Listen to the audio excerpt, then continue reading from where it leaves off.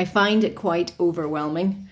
These are words that I hear myself saying, and I also hear lots of other people saying when someone asks us about going to an event. And sometimes I can put attendees off if they feel so overwhelmed that they don't want to attend, they don't want to buy a ticket. So I'm Alison from Virtually Admin Solutions. I've had 10 years experience now in helping business owners create events and online courses and take the admin pain away from both. And these are my top 5 tips if you're thinking of organising an event and you want to make sure that your attendees feel as much at ease as possible and they're not put off coming to an event because they just don't think there's enough headspace to get through the day. And in my case, I find busy schedules are very off-putting, that you just have speaker after speaker and actually not enough breaks, not enough pauses, not enough time for networking. That can be very off-putting.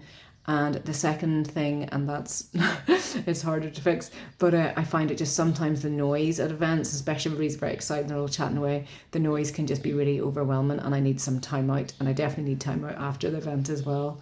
So these are my top 5 tips to make sure that you make your event as welcoming and easily accessible for people as you can. So tip number 1, when you're setting your event up, make sure to ask people in your event registration form, do they have any accessibility needs, or do they need some time out, or is that an issue? So approximately who you can personalize that and make sure that you reach out to those people individually as well.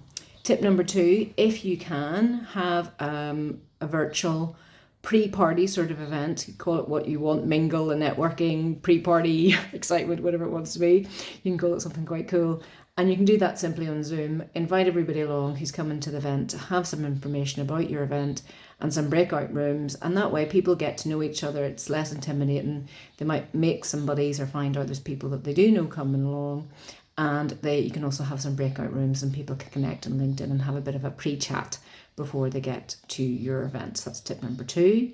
Tip number 3, if you want, open up something like a Facebook group or some other kind of interactive group or WhatsApp group, whatever it happens to be, where people can connect with each other. And if people are traveling from different places, they can shout out and say, who's coming from Belfast or from Anna, can I have a lift, or who's getting the bus? Or if people are flying in from different places and maybe even want to share the cost of a hotel room, that there is that possibility. So there is that bit of a connection beforehand as well. So that's tip number 3. Tip number 4, on the day, make sure that you have some kind of quiet zone, some kind of quiet space, and that you highlight to people where that is. You can do that in your event description, in your email reminders, but also on the day as well, that you have signposts and say, this is the quiet zone. And if there isn't a quiet zone within the building that you're having the event, signpost them to maybe a quiet coffee space or just somewhere around about that is easily got to, and it's not too far away, where people can just take 5 minutes out and have a bit of a breather or take a call or do some work, whatever it happens to be.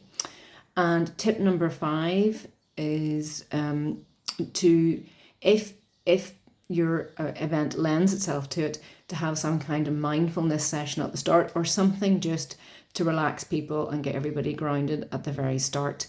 And I've been to quite a few events recently where that has happened, because getting to an event, lots of people are rushing. We're getting in the traffic. In my case, I don't drive a lot. I know I work from home all the time, and I find it just, I get a bit anxious about, where am I going to park, and how am I going to get to the place?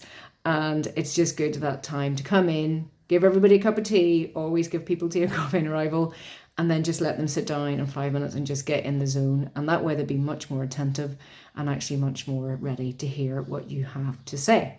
So those are my 5 top tips for creating that sort of welcoming, calming event space as soon as people come in. I'm Alison from Virtually Business Solutions, and watch out for further event tips from me as well. Okay, hope to see you all soon.